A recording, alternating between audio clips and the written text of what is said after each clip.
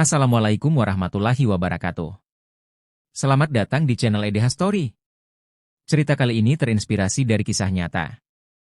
Namun, untuk menjaga privasi semua pihak, nama tempat dan karakter telah kami ubah.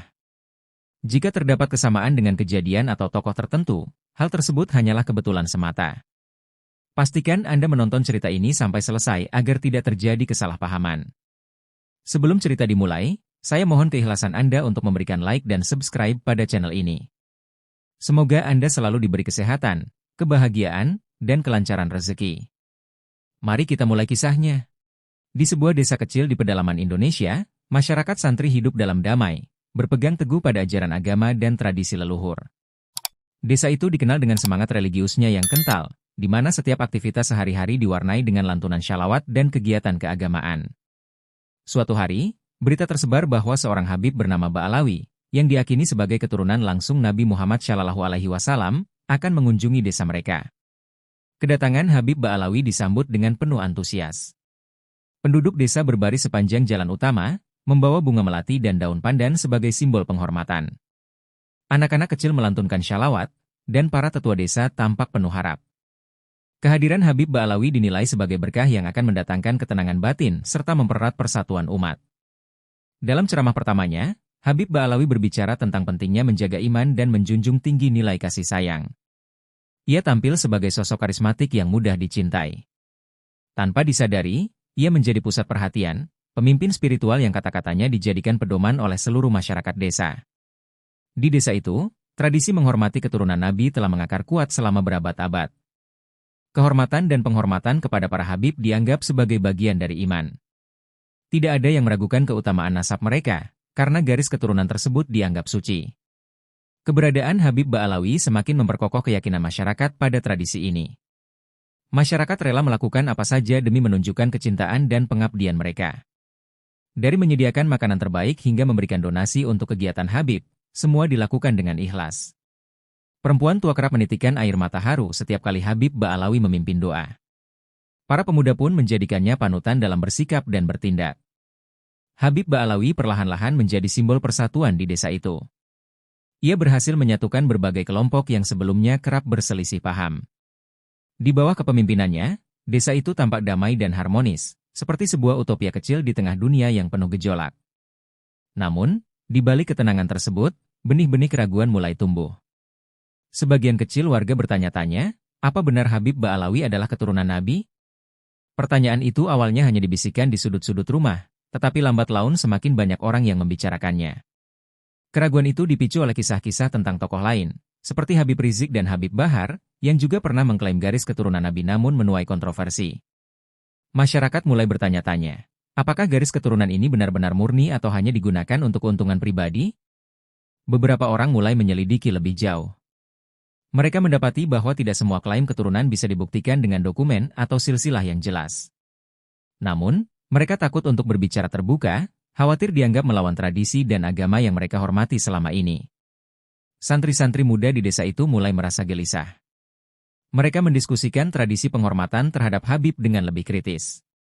Dalam pengajian kecil-kecilan, mereka bertanya kepada ustaz, apakah semua keturunan Nabi otomatis suci dan layak dihormati tanpa syarat? Generasi muda ini merasa bahwa penghormatan berlebihan tanpa akuntabilitas menciptakan ketidakseimbangan dalam masyarakat. Beberapa dari mereka melihat bagaimana keluarga Habib mendapatkan perlakuan istimewa, sementara warga biasa berjuang keras untuk memenuhi kebutuhan sehari-hari. Kegelisahan ini perlahan menjalar ke berbagai lapisan masyarakat. Mereka tetap menghormati Habib Ba'alawi, tetapi mulai mempertanyakan apakah penghormatan itu benar-benar tulus atau hanya hasil dari tekanan sosial.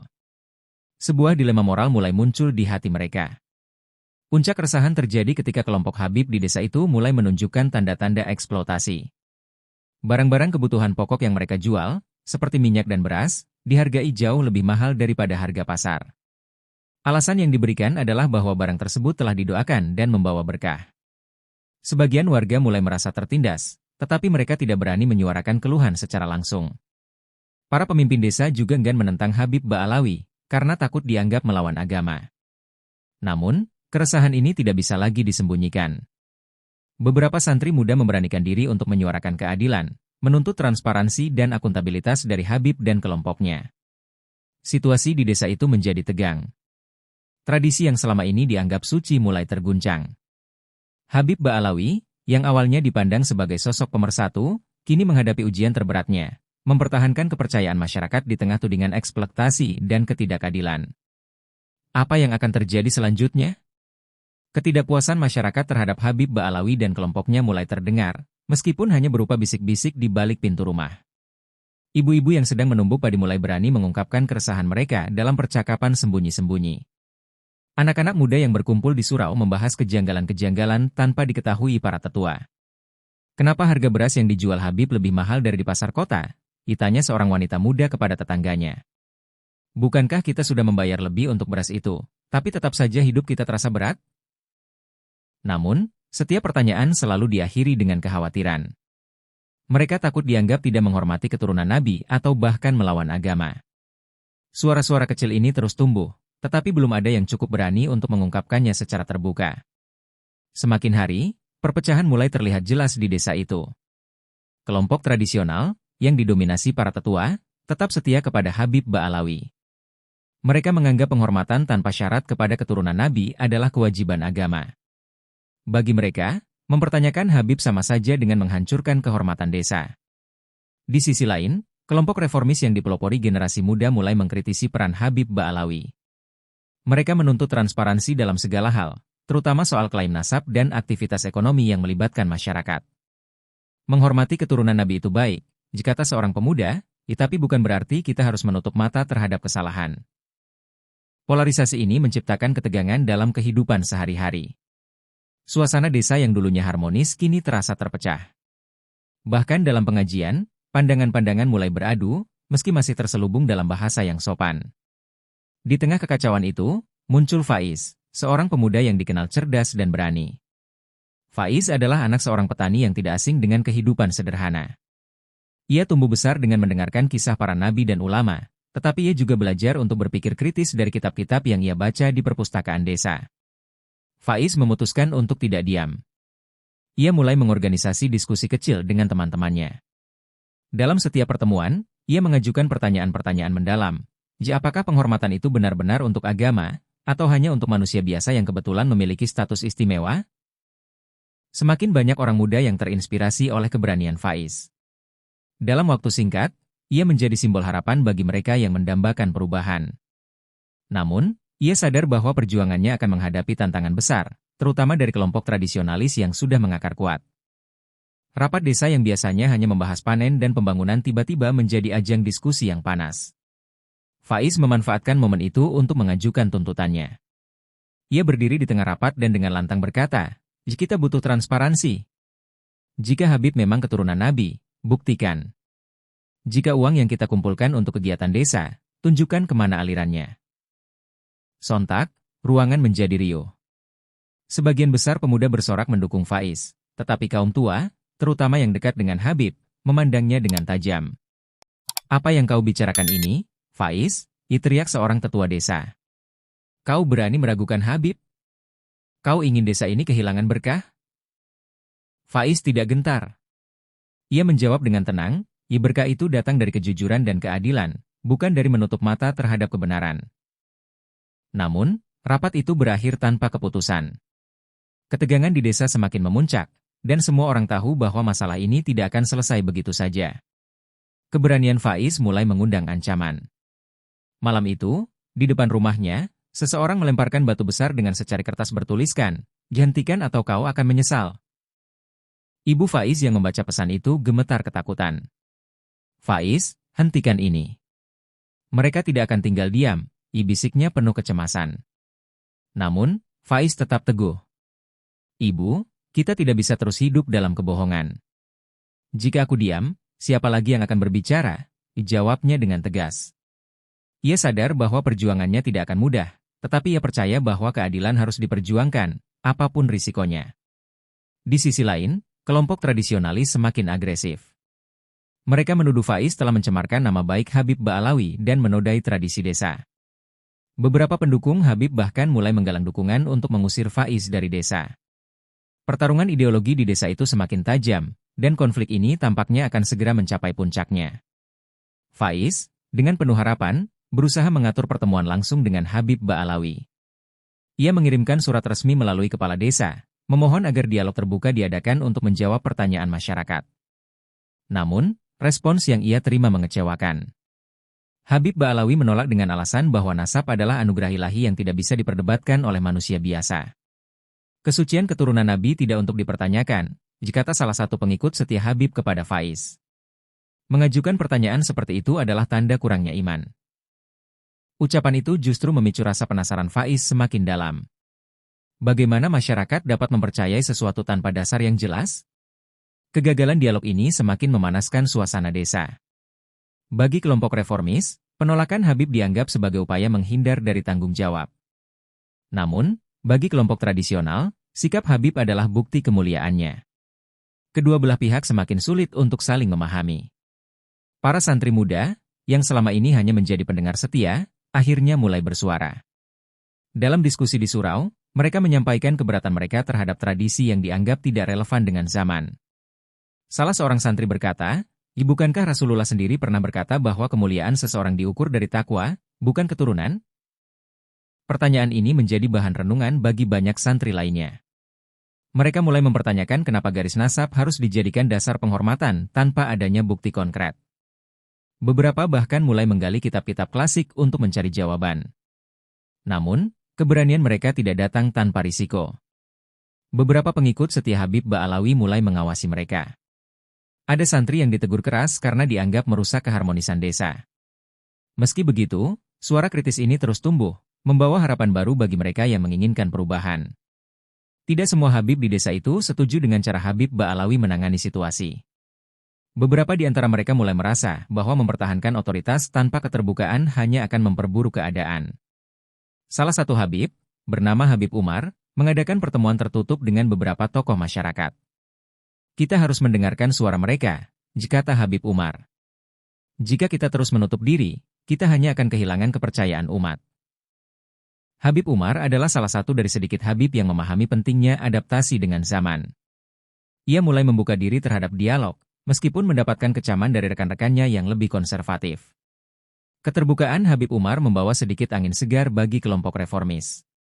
Bagi Faiz dan teman-temannya, dukungan Habib Umar adalah tanda bahwa perjuangan mereka tidak sia-sia. Namun, perjalanan menuju perubahan masih sangat panjang, dan desa itu tetap terjebak dalam konflik. Desa itu akhirnya benar-benar terbelah. Kubu tradisional semakin keras mempertahankan posisi mereka, bahkan mulai menganggap kelompok reformis sebagai ancaman terhadap stabilitas desa. Di sisi lain, kelompok reformis semakin vokal menyuarakan tuntutan mereka. Pertemuan-pertemuan desa yang dulu damai kini menjadi arena debat yang penuh emosi. Bahkan keluarga-keluarga di desa itu mulai terpecah. Ada anak yang berseberangan dengan orang tuanya, dan tetangga yang dulu akrab kini saling curiga. Kita hanya ingin keadilan, kata Faiz dalam salah satu diskusi.